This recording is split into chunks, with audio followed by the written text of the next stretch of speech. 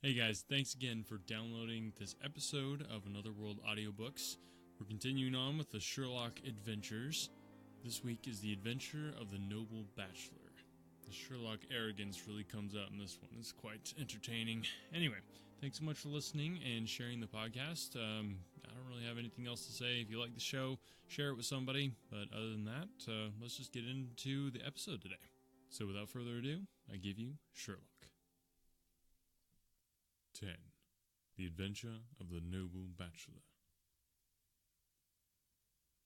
The Lord St. Simon marriage, and its curious termination, have long ceased to be a subject of interest in those exalted circles in which the unfortunate bridegroom moves. Fresh scandals have eclipsed it, and their more piquant details have drawn the gossips away from this 4-year-old drama.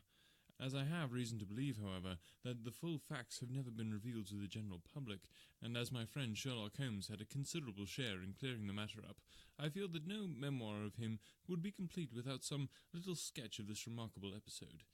It was a few weeks before my own marriage, during the days when I was still sharing rooms with Holmes in Baker Street, that he came home from an afternoon stroll to find a letter on the table waiting for him. I had remained indoors all day, for the weather had taken a sudden turn to rain, with high autumnal winds, and the Giselle bullet which I had brought back in one of my limbs as a relic of my Afghan campaign throbbed with dull persistence. With my body in one easy chair, my legs upon another, I had surrounded myself with a cloud of newspapers, until, at last, saturated with the news of the day, I tossed them all aside and lay listless, watching the huge crest and monogram upon the envelope, upon the table, and wondering lazily who my friend's noble correspondent could be. "Here is a very fashionable epistle," I remarked as he entered. "Your morning letters, if I remember right, were from a fishmonger and a tide-waiter." "Yes, my correspondence has certainly the charm of variety," he answered, smiling, "and the humbler are usually the more interesting. This looks like one of those unwelcome social summons which call upon a man either to be bored or to lie." He broke the seal and glanced over the contents. "Oh, come, it may prove to be something of interest after all." "Not social, then?" "No, distinctly professional." "And from a noble client?" "One of the highest in England." "My dear fellow, I congratulate you." "I assure you, Watson, without affectation, that the status of my client is a matter of less moment to me than the interest of his case. It is just possible, however, that also may not be wanting in this new investigation. You have been reading the papers diligently of late, have you not?" "It looks like it," said I, ruefully, pointing to a huge bundle in the corner. "I have had nothing else to do." "It is fortunate, for you will perhaps be able to post me up. I read nothing except the criminal news in the agony column. The latter is always instructive. But if you have followed recent events so closely, you must have read about Lord St. Simon and his wedding." "Oh, yes, with the deepest interest." "Ah, that is well. The letter which I hold in my hand is from Lord St. Simon. I will read it to you, and in return you must turn over these papers, and let me have whatever bears upon the matter. This is what he says. My dear Mr. Sherlock Holmes, Lord Backwater tells me that I may place implicit reliance upon your judgment and discretion. I have determined, therefore, to call upon you and to consult you in reference to the very painful event which has occurred in connection with my wedding. I have determined, therefore, to call upon you and to consult you in reference to the very painful event which has occurred in connection with my wedding. Mr. Lestrade, of Scotland Yard, is acting already in the matter, but he assures me that he sees no objection to your cooperation, and he even thinks that it might be of some assistance. I will call at 4 o'clock in the afternoon, and, should you have any other engagement at that time, I hope that you will postpone it, as this matter is of paramount importance. Yours faithfully, St. Simon. It is dated from Grosvenor Mansions, written with a quill pen, and the noble lord has had the misfortune to get a smear of ink upon the outer side of his right little finger," remarked Holmes, as he folded up the epistle. "He says 4 o'clock. It is 3 now. He will be here in an hour." "Then I have just time, with your assistance, to get clear upon the subject. Turn over those papers, and arrange the extracts in their order of time, while I take a glance as to who our client is." He picked a red-covered volume from a line of books of reference beside the mantelpiece. "Here he is," said he, sitting down and flattening it out upon his knee. "Lord Robert Walsingham de Vere St. Simon, second son of the Duke of Balmoral. Arms. Azure, 3 caltrops in chief over a fess sable, born in 1846. He's 41 years of age, which is mature for marriage. Was Undersecretary for the Colonies in a late administration. The Duke, his father, was at one time Secretary for Foreign Affairs. They inherit Plantagenet blood by direct descent, and Tudor on the distaff side. Ha! Well, there is nothing very instructive in all this. I think that I must turn to you, Watson, for something more solid. I have very little difficulty in finding what I want, said I, for the facts are quite recent, and the matter struck me as remarkable. I feared to refer them to you, however, as I knew that you had an inquiry on hand, and that you disliked the intrusion of other matters. Oh, you mean the little problem of Grosvenor Square furniture van. That is quite cleared up now. Though, indeed, it was obvious from the first. Pray, give me the results of your newspaper selections. Here is the first notice which I can find. It is in the personal column of the Morning Post, and dates, as you see, some weeks back. A marriage has been arranged, it says, and will, if rumour is correct, very shortly take place between Lord Robert St. Simon, second son of the Duke of Balmoral, and Miss Hattie Doran, the only daughter of Lucius Doran, Esquire, of San Francisco, California, USA. That is all.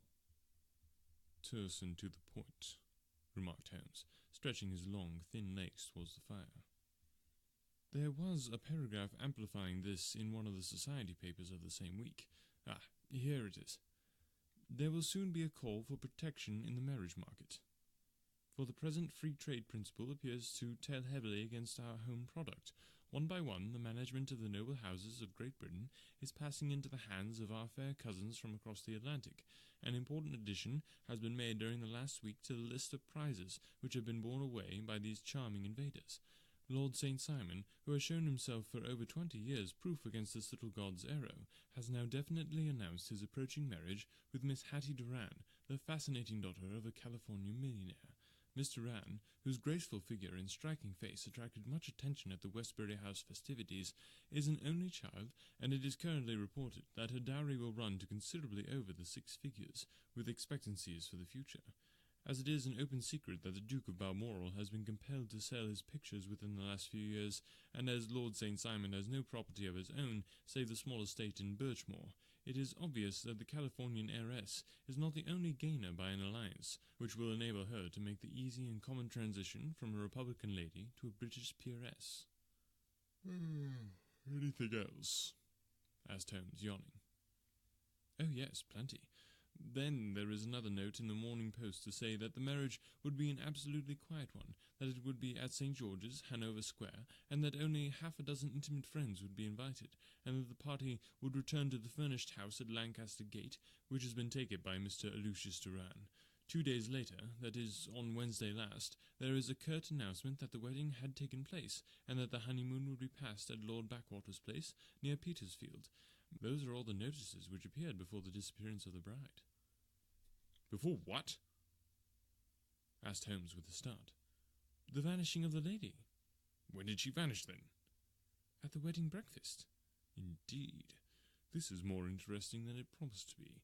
Quite dramatic, in fact. Yes, it struck me as being a little out of the common. They often vanish before the ceremony, and occasionally during the honeymoon, but I cannot call to mind anything quite so prompt as this. Pray, let me have the details. I warn you that they are very incomplete. Perhaps we may make them less so. Such as they are set forth in a single article of a morning paper of yesterday, which I will read to you. It is headed, Singular Occurrence at Fashionable Wedding. The family of Lord Robert St. Simon has been thrown into the greatest consternation by the strange and painful episodes which have taken place in connection with his wedding. The ceremony, as shortly announced in the papers of yesterday, occurred on the previous morning, but it is only now that it has been possible to confirm the strange rumours which have been so persistently floating about. In spite of the attempts of the friends to hush the matter up, so much public attention has now been drawn to it that no good purpose can be served by affecting to disregard what is a common subject of conversation. The ceremony, which was performed at St. George's, Hanover Square, was a very quiet one, no one being present save the father of the bride, Mr. Lucius Doran, the Duchess of Balmoral, Lord Backwater, Lord Eustace and Lady Clara St. Simon, the younger brother and sister of the bridegroom, and Lady Alicia Whittington. The whole party proceeded afterwards to the house of Mr. Lucius Doran, at Lancaster Gate, where breakfast had been prepared. It appeared that some little trouble was caused by a woman, whose name has not been ascertained, who endeavoured to force her way into the house after the bridal party, alleging that she had some claim upon Lord St. Simon. It was only after a painful and prolonged scene that she was ejected by the butler and the footman. The bride, who had fortunately entered the house before this unpleasant interruption, had sat down to breakfast with the rest, when she complained of a sudden indisposition, and retired to her room. Her prolonged absence having caused some comment, her father followed her, but learned from her maid that she had only come up to her chamber for an instant, caught up an ulster and bonnet, and hurried down to the passage. One of the footmen declared that he had seen a lady leave the house thus apparelled, but had refused to credit that it was his mistress, believing her to be in the company. On ascertaining that his daughter had disappeared, Mr. Lucius Duran, in conjunction with the bridegroom, instantly put themselves in communication with the police, and very energetic inquiries are being made, which will probably result in speedy clearing up of this very singular business. Up to a late hour last night, however, nothing had transpired as to the whereabouts of the missing lady. There are rumours of foul play in the matter, and it is said that the police have caused the arrest of the woman who had caused the original disturbance, in the belief that, from jealousy or some other motive, she may have been concerned in the strange disappearance of the bride. And that is all? Only one little item in another of the morning papers, but it is a suggestive one. And it is? That Miss Flora Millar, the lady who had caused the disturbance, has actually been arrested. It appears that she was formerly a danseuse at the Allegro, and that she has known the bridegroom for some years. There are no further particulars, and the whole case is in your hands now, so far as it has been set forth in the public press. And an exceedingly interesting case it appears to be. I would not have missed it for the worlds. But there is a ring at the bell, Watson, and the clock makes it a few minutes after 4. I have no doubt that this will prove to be our noble client. Do not dream of going, Watson, for I very much prefer having a witness, if only as a check to my own memory. Lord Robert St. Simon, announced our page boy, throwing open the door.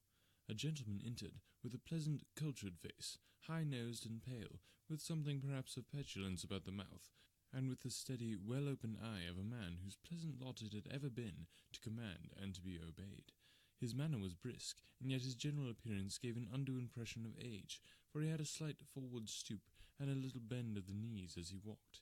His hair, too, as he swept off his very curly-brimmed hat, was grizzled round the edges and thin upon the top. As to his dress, it was careful to the verge of foppishness, with high collar, black frock coat, white waistcoat, yellow gloves, patent leather shoes, and light-coloured gaiters. He advanced slowly into the room, turning his head from left to right, and swinging in his right hand the cord which held his golden eyeglasses. "Good day, Lord St. Simon," said Holmes, rising and bowing. "Pray, take the basket chair. This is my friend and colleague, Dr. Watson. Draw up a little to the fire, and we will talk this matter over." "A most painful matter to me, as you can most readily imagine, Mr. Holmes. I have been cut to the quick. I understand that you have already managed several delicate cases of this sort, sir, though I presume that they were hardly from the same class of society." "No, I am descending." "I beg pardon?" "My last client of the sort was a king." "Oh, really? I had no idea. And which king?" "The King of Scandinavia." "What? Had he lost his wife?" "You can understand," said Holmes suavely, "that I extend to the affairs of my other clients the same secrecy which I promise to you in yours." "Oh, of course. Very right, very right. I'm sure I beg your pardon. As to my own case, I am ready to give you any information which may assist you in forming an opinion." "Thank you. I have already learned all that is in the public prints, nothing more. I presume that I may take it as correct, this article, for example, as to the disappearance of the bride?" Lord St. Simon glanced over it. "Yes, it is correct as far as it goes." "But it needs a great deal of supplementing before anyone could offer an opinion. I think that I may arrive at my facts more directly by questioning you." "Pray do so." "When did you first meet Miss Hattie Duran?" "In San Francisco, a year ago." "You were travelling in the States?" "Yes." "Did you become engaged then?" "No." "But you were on a friendly footing?"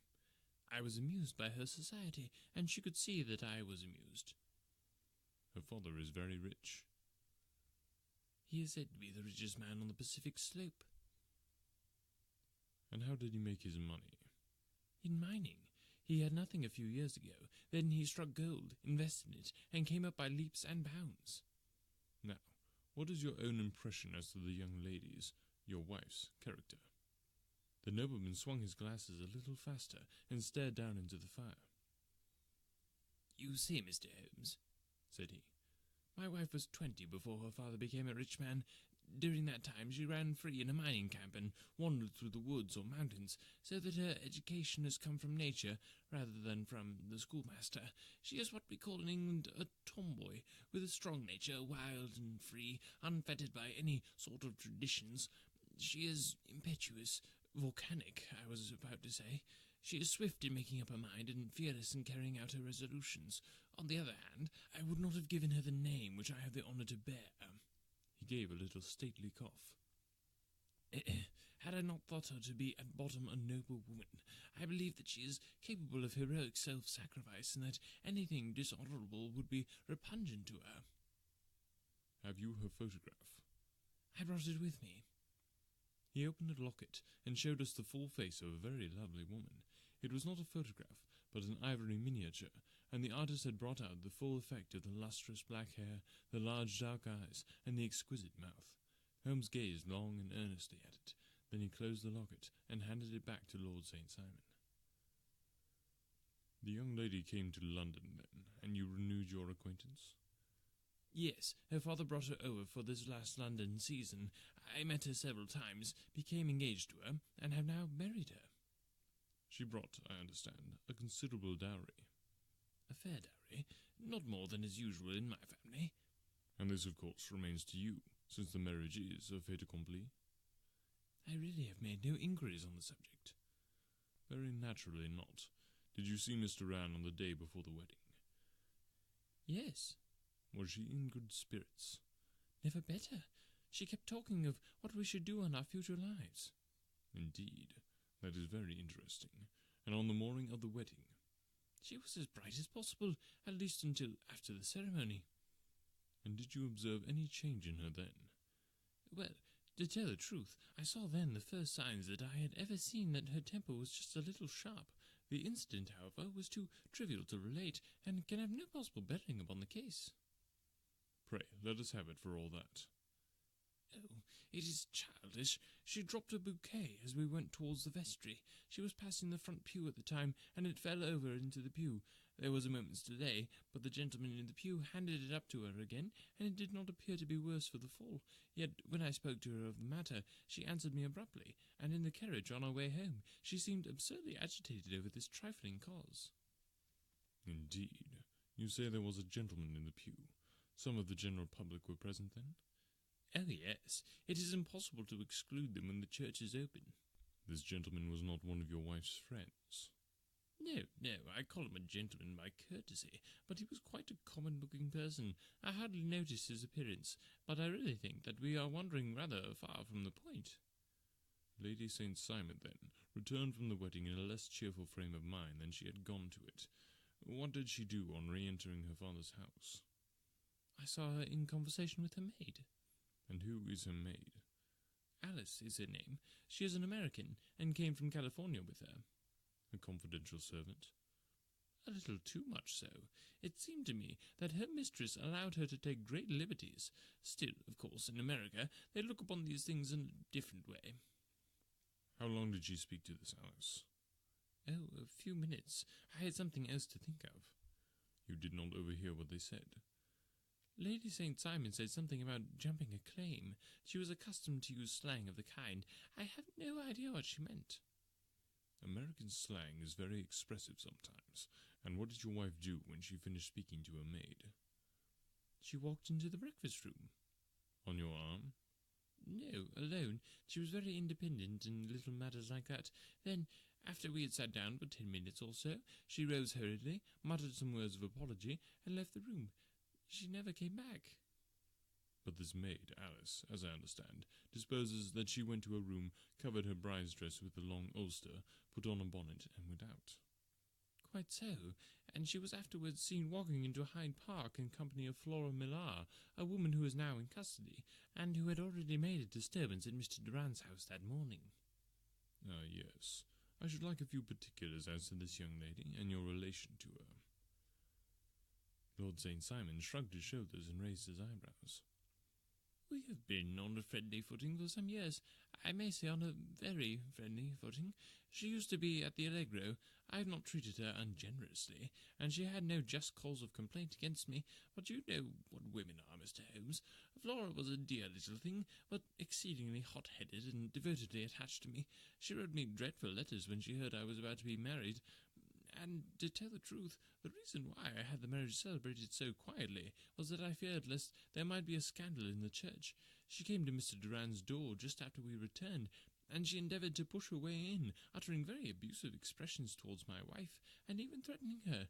But I had foreseen the possibility of something of the sort, and I had 2 police fellows there in private clothes, who soon pushed her out again.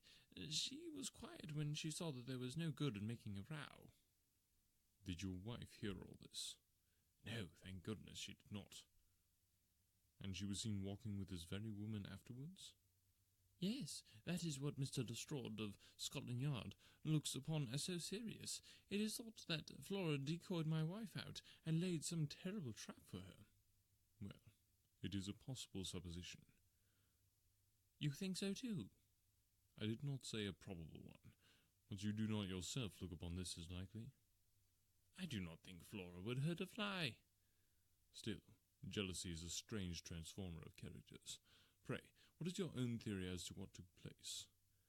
"Well, really, I came to seek a theory, not to propound one.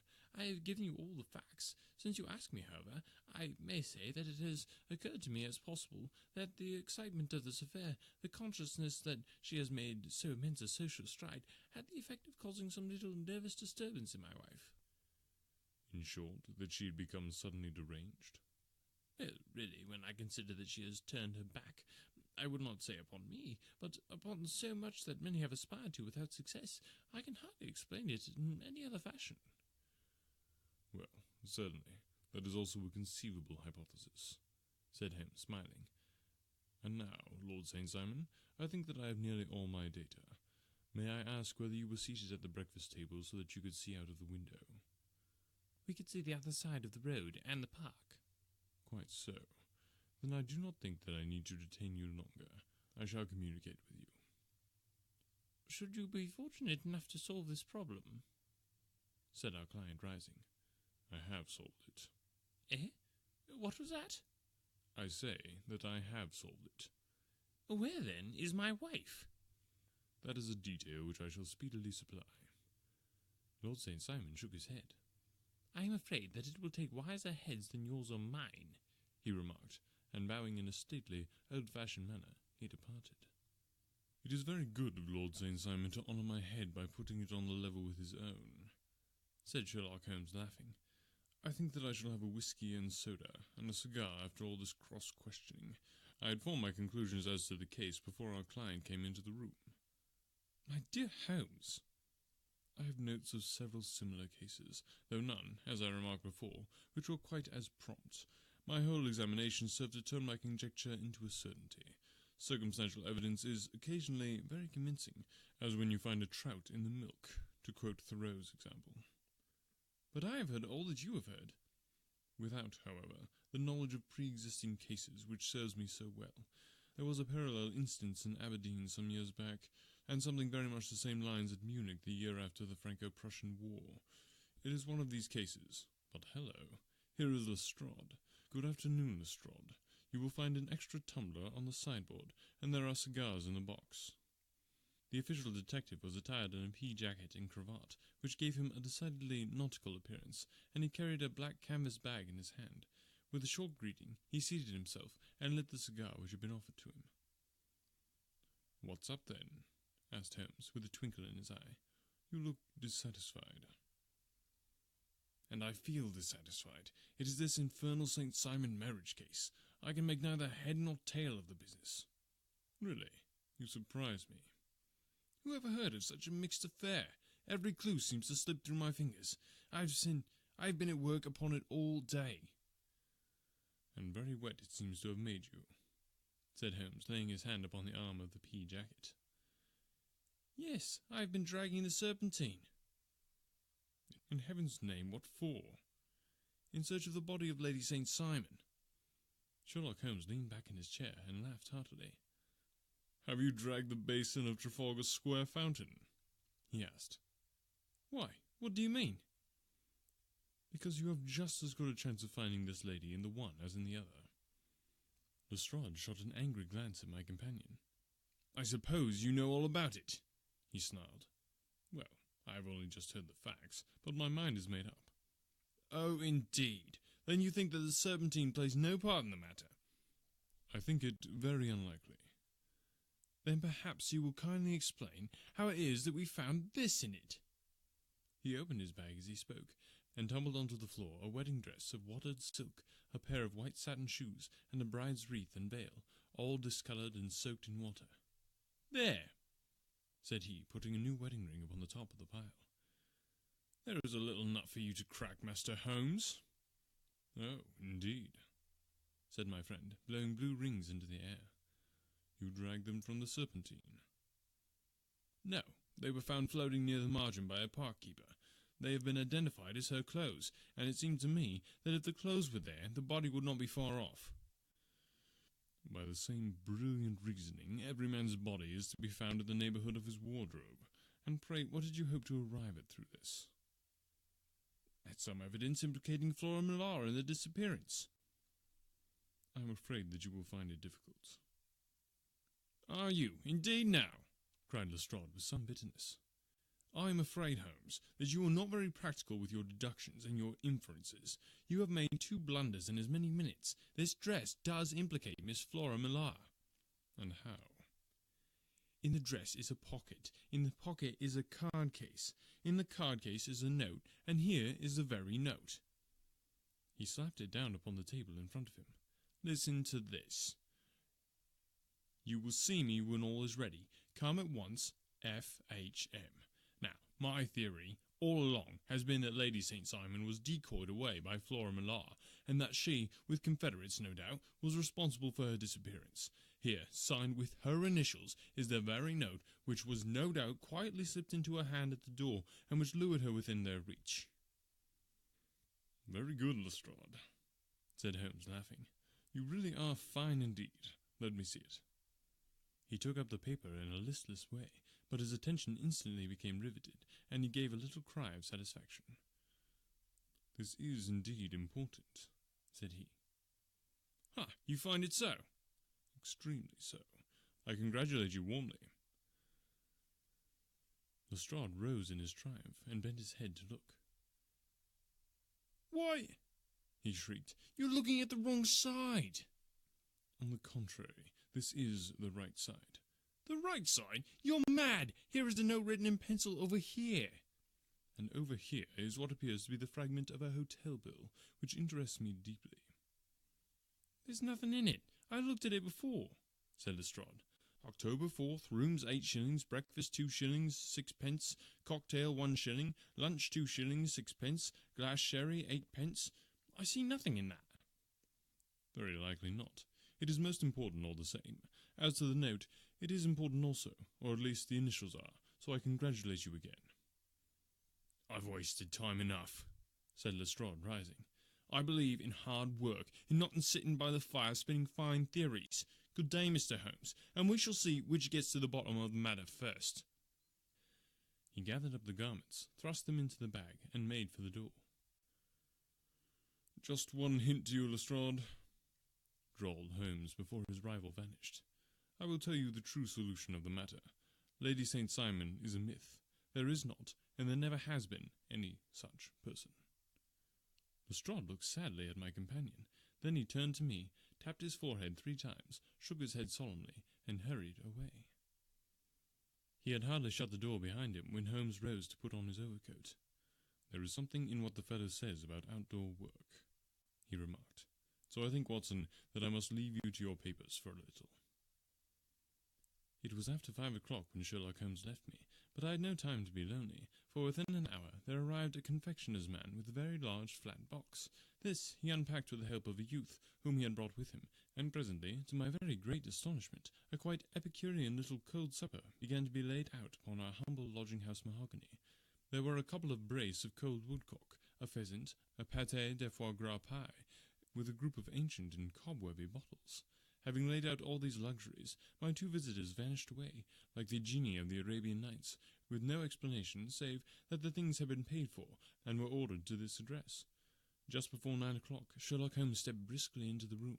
His features were gravely set, but there was a light in his eyes, which made me think that he had not been disappointed in his conclusions. "They have laid the supper, then," he said, rubbing his hands. "You seem to expect company. They have laid for 5. "Yes, I fancy we may have some company dropping in," said he. "I am surprised that Lord St. Simon has not already arrived. Ha! I fancy that I hear his step now upon the stairs." It was indeed our visitor of the afternoon, who came bustling in, dangling his glasses more vigorously than ever, and with a very perturbed expression upon his aristocratic features. "My messenger reached you, then?" asked Holmes. "Yes, and I confess that the contents startled me beyond measure. Have you good authority for what you say?" "The best possible." Lord St. Simon sank into a chair, and passed his hand over his forehead. "What will the Duke say," he murmured, "when he hears that one of the family has been subjected to such humiliation?" "It is the purest accident. I cannot allow that there is any humiliation." "Ah, you look on these things from another standpoint." "I fail to see that anyone is to blame. I can hardly see how the lady could have acted otherwise, though her abrupt method of doing it was undoubtedly to be regretted. Having no mother, she had no one to advise her at such a crisis." "It was a slight, sir, a public slight," said Lord St. Simon, tapping his fingers upon the table. "You must make allowance for this poor girl, placed in so unprecedented a position." "I will make no allowance. I am very angry indeed, and I have been shamefully used." "I think that I heard a ring," said Holmes. "Yes, there are steps on the landing. If I cannot persuade you to take a lenient view of the matter, Lord St. Simon, I have brought an advocate here who may be more successful." He opened the door, and ushered in a lady and a gentleman. "Lord St. Simon," said he, "allow me to introduce to you Mr. and Mrs. Francis Hay Moulton. The lady, I think, you have already met." At the sight of these newcomers, our client had sprung from his seat and stood very erect, with his eyes cast down and his hand thrust into the breast of his frock coat, a picture of offended dignity. The lady had taken a quick step forward, and had held out her hand to him, but he still refused to raise his eyes. It was well for his resolution, perhaps, for her pleading face was one which it was hard to resist. "You're angry, Robert," said she. "Well, I guess you have every cause to be." "Pray, make no apology to me," said Lord St. Simon bitterly. "Oh, yes. I know that I have treated you real bad, and that I should have spoken to you before I went, but I was kind of rattled, and from the time when I saw Frank here again, I just didn't know what I was doing or saying. I only wonder I didn't fall down and do a faint right there before the altar." "Perhaps, Mrs. Moulton, you would like my friend and me to leave the room while you explain this matter." "If I may give an opinion," remarked the strange gentleman, "we've had just a little too much secrecy over this business already. For my part, I should like all Europe and America to hear the rights of it." He was a very small, wiry, sunburnt man, clean-shaven, with a sharp face and alert manner. "Then I'll tell our story right away," said the lady. "Frank here and I met in '84 in McQuire's camp, near the Rockies, where Pa was working a claim. We were engaged to each other, Frank and I, but then one day Father struck a rich pocket and made a pile, when poor Frank here had a claim that petered out and came to nothing. The richer Pa grew, the poorer was Frank. So at last Pa wouldn't hear of our engagement lasting any longer, and he took me away to Frisco. Frank wouldn't throw up his hand, though, so he followed me there, and he saw me without Pa knowing anything about it. It would have only made him mad to know, so we just fixed it all up for ourselves. Frank said that he would go and make his pile too, and never come back to claim me until he had as much as Pa. So then I promised to wait for him to the end of time, and pledged myself not to marry anyone else while he lived. 'Why shouldn't we be married right away then?' said he, 'and then I will feel sure of you, and I won't claim to be your husband until I come back.' Well, we talked it over, and he had fixed it all up so nicely, with a clergyman all ready in the waiting, that we just did it right there, and then Frank went off to seek his fortune, and I went back to Pa. The next I heard of Frank was that he was in Montana, and then he went prospecting in Arizona, and then I heard of him in New Mexico. After that came a long newspaper story about how a miners' camp had been attacked by Apache Indians, and there was my Frank's name among the killed. I fainted dead away, and I was very sick for months after. Pa thought I had a decline and took me to half the doctors in Frisco. Not a word of news came for a year and more, so that I never doubted that Frank was really dead. Then Lord St. Simon came to Frisco, and we came to London, and marriage was arranged, and Pa was very pleased, but I felt all the time that no man on this earth would ever take the place in my heart that had been given to my poor Frank. Still, if I had married Lord St. Simon, of course I'd have done my duty by him. We can't command our love, but we can our actions.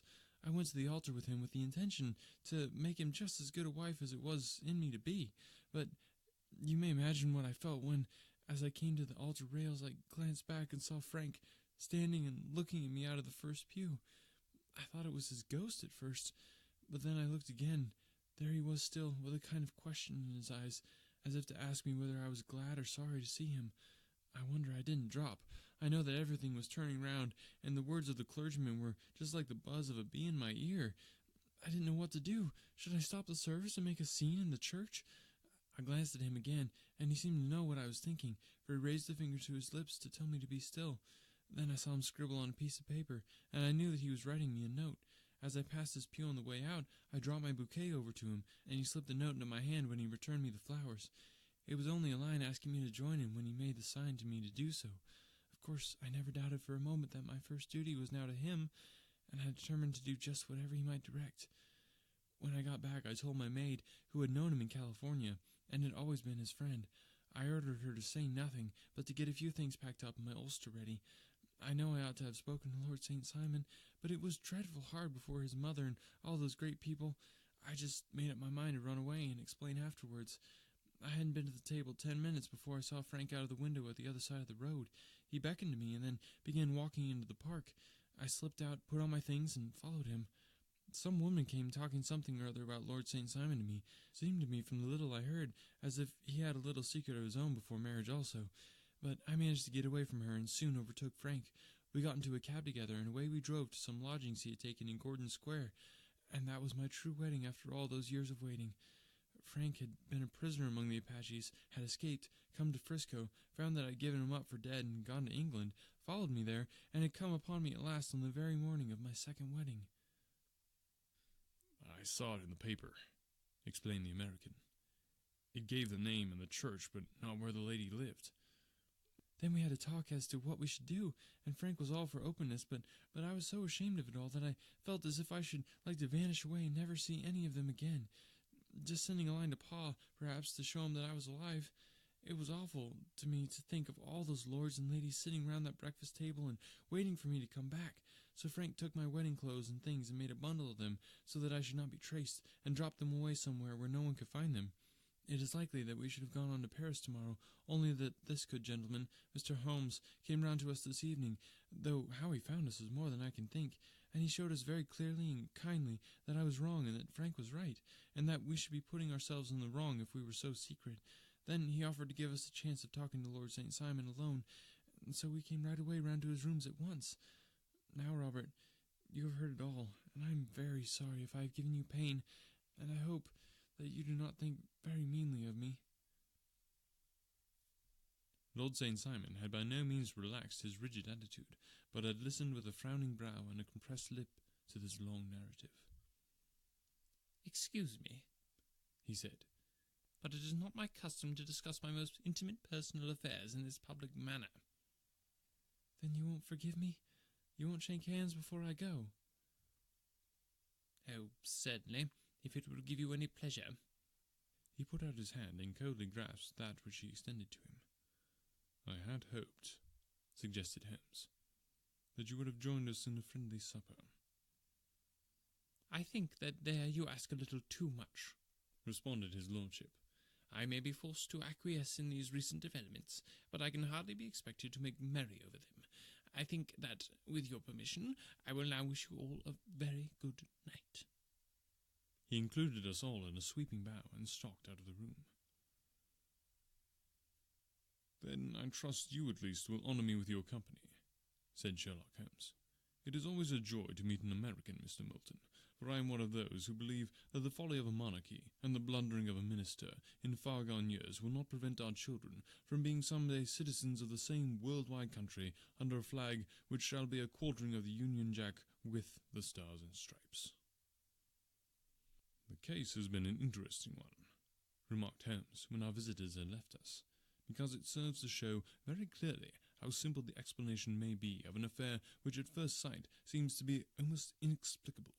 Nothing could be more natural than the sequence of events as narrated by this lady, and nothing stranger than the result when viewed, for instance, by Mr. Lestrade of Scotland Yard."